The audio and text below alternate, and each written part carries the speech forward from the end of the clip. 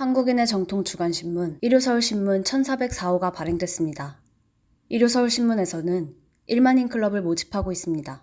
일요서울TV 시청자 여러분의 많은 관심과 성원 부탁드립니다.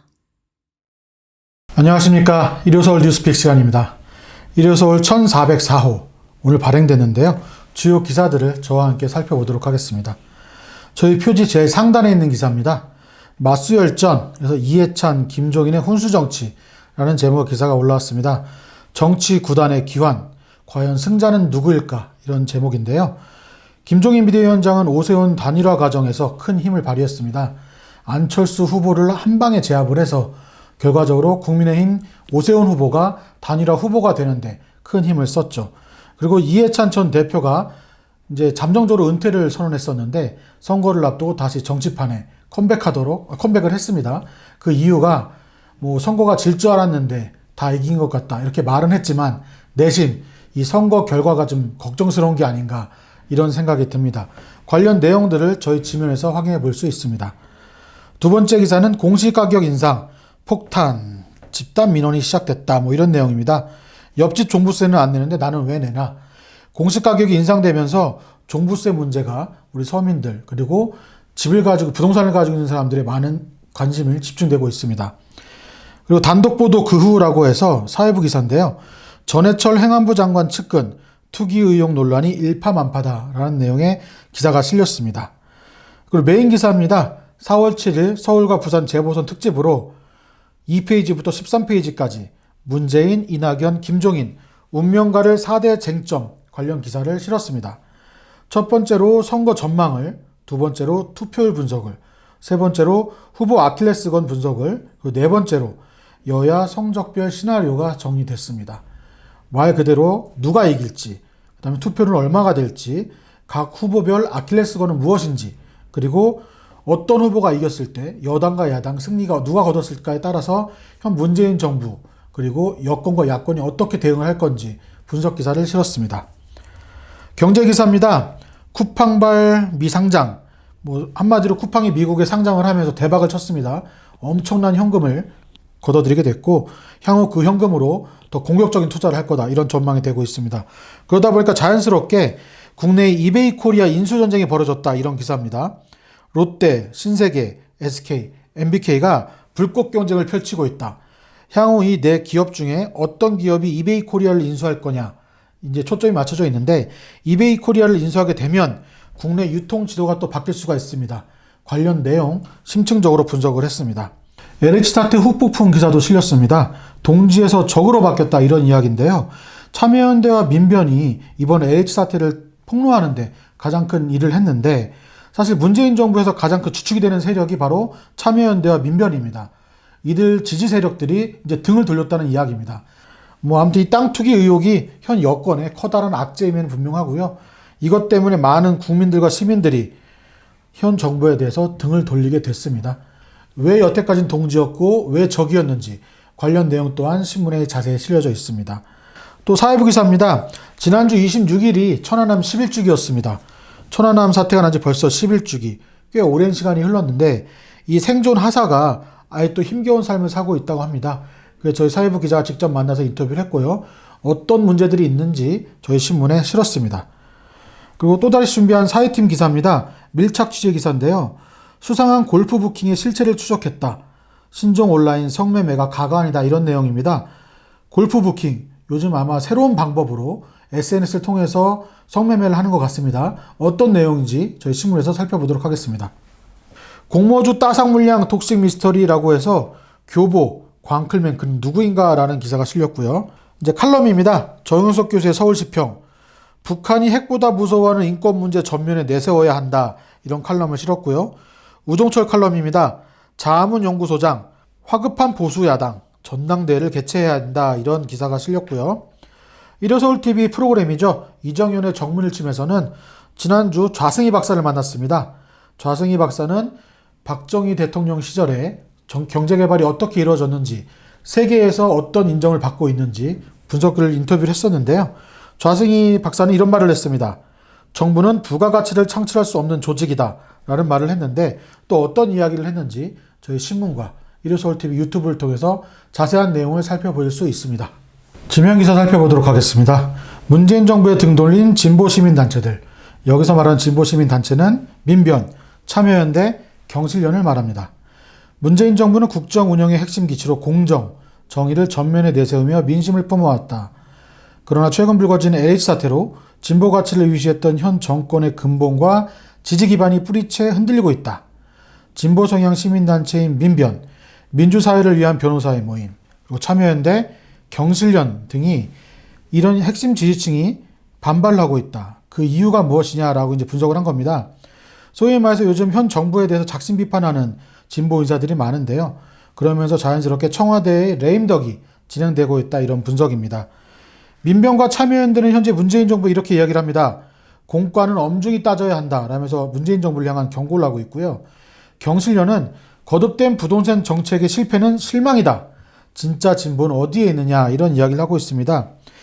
민변 민생경제위원회와 참여연대가 지난 2일 날 2018년 4월부터 20년 6월까지 2년 2개월 동안 LH 임직원과 임직원 배우자 등 14명이 시흥시 과림동, 무진해동 일대 7,000평가량의 토지 지분을 나눠서 매입했다, 이런 정황을 폭로했습니다.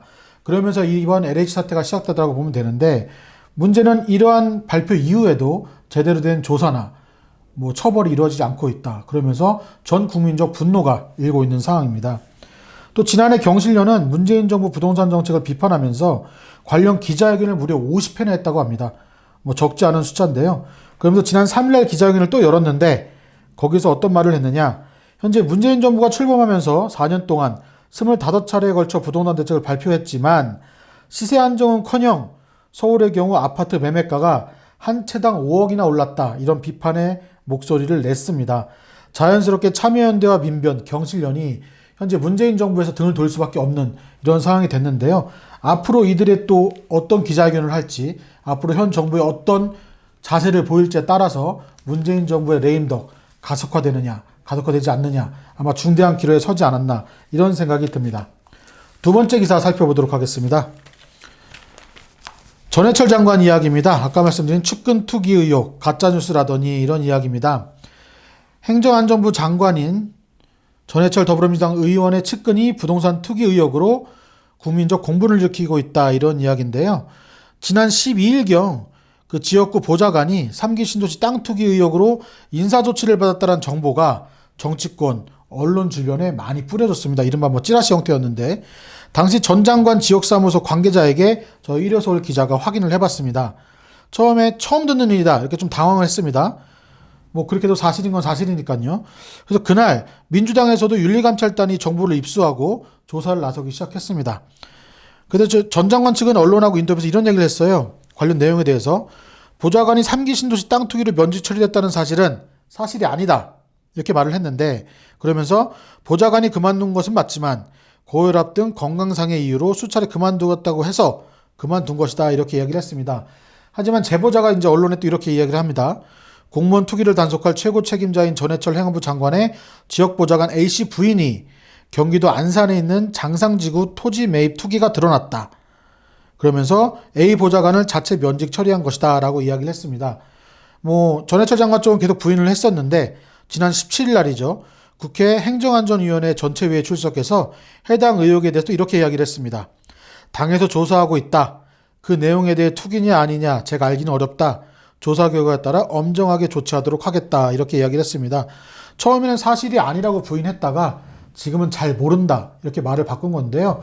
결과적으로는 오늘이죠. 오늘 경찰에서 이제 LH나 이런 곳 압수수색을 시작하면서 관련 사건에 대해서 진상조사를 시작했다라는 보도가 나왔습니다.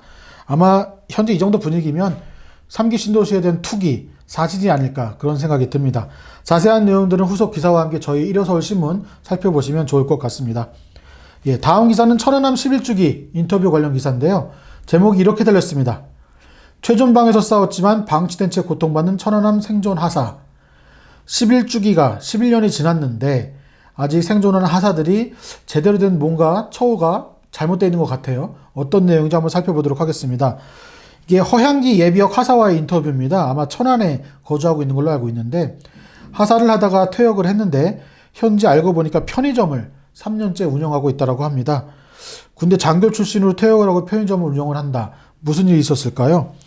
지금 알고 보니까 편의점 운영하기 전에 해양경찰 공부도 하고 군무원 시험 준비도 했는데 2년 정도 했다고 합니다. 하지만 뭐 최종 합격까지 하지 못했던 것 같아요. 그래서 좀 어렵게 살고 있는 것 같은데 현재는 할머니랑 단 둘이 살고 있다고 합니다. 그래서 오전에는 편의점에서 일을 하고 오후에는 김밥집에서 일을 하고 새벽에는 호프집에서 일을 하고 있다고 합니다.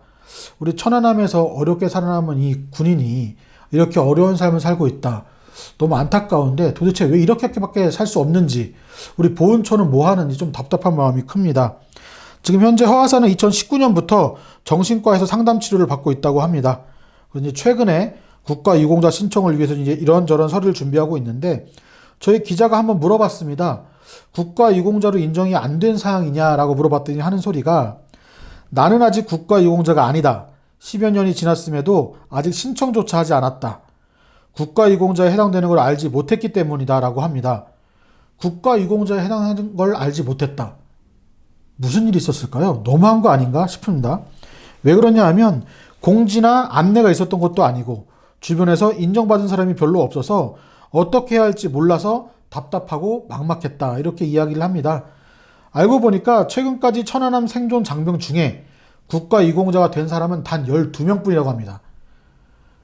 목숨을 걸고 싸우다, 국방의 의무를 다하다, 겨우겨우 살아남았는데 국가유공자로 인정되기가 너무 어렵다. 이런 상황인데요.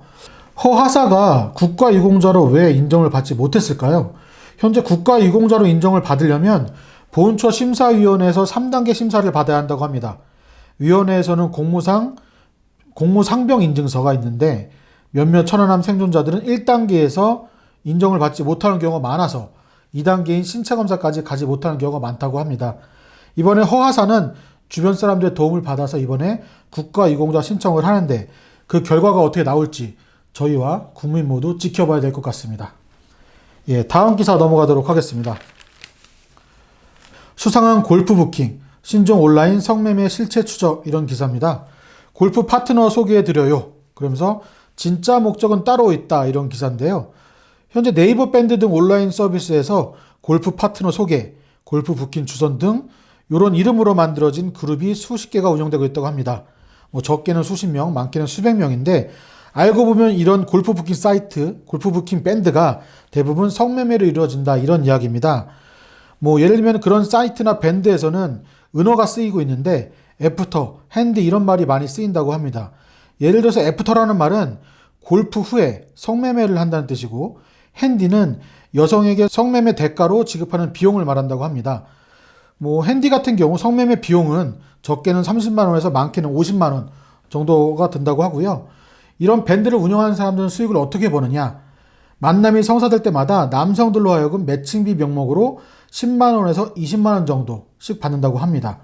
뭐 10만 원씩 받는다고 치면 10명이면 100만 원이 되는 거고요. 100명이면 1000만 원이 되는 겁니다. 아마 적지 않은 수입이 될 것 같은데 이런 불법 신종 온라인 성매매 사이트를 왜 단속을 못하느냐? 아무래도 신고가 적기 때문일 것 같습니다. 현재 법원 판례에 따르면 온라인을 통한 유사 성매매와 알선 행위도 성매매 알선 등 행위 처벌에 관한 법률 위반으로 처벌될 수 있다고 합니다. 하지만 골프 성매매가 골프를 목적으로 내세우고 있고 대화나 공지 등에서 명시적으로 성매매라는 단어를 사용하지 않으면 혐의 입증이 어렵다고 합니다.